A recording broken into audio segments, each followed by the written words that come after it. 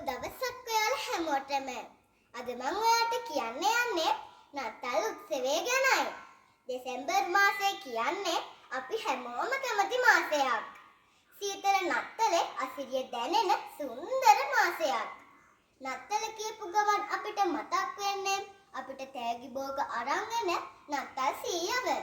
ඒ නිසා නත්තල සමරන්න පුංචි අපි හැමෝම කැමතියි.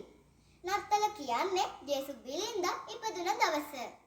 දුප්පත් මිනිසුන් දුප්පත්කමින් ගලවාගෙන ඔවුන්ට පිහිට වෙන්න ජේසු බිලින්දා ඉපදුන බව පොත්පත්වල සඳහන් වෙනවා.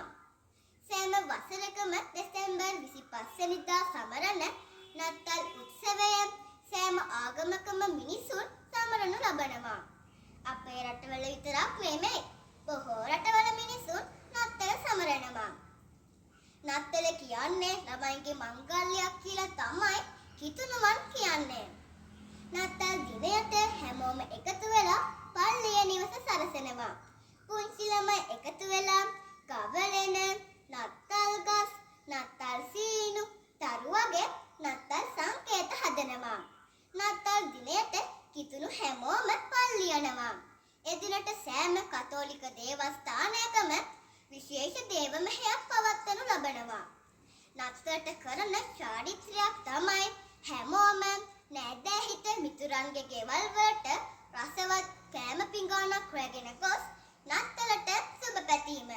ඉස්සර කාලේ පවුලේ හැමෝම එකතු වෙලා නත්තල සමරනවා.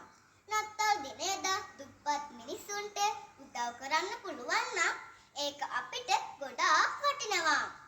තෑගි භෝග අලුත් ඇඳුම් පැළඳුම් ගන්න සල්ලි නැති අය අපි අතර ගොඩාක් ඉන්නවා.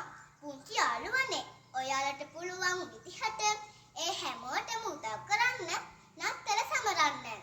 සැබෑ නත්තල කියන්නේ අපි සතුටු වෙන ගමන් අසල්වාසී හැමෝම සතුටින් තැබීමට උදව් කිරීමයි කියලා පුංචි ඔයාලා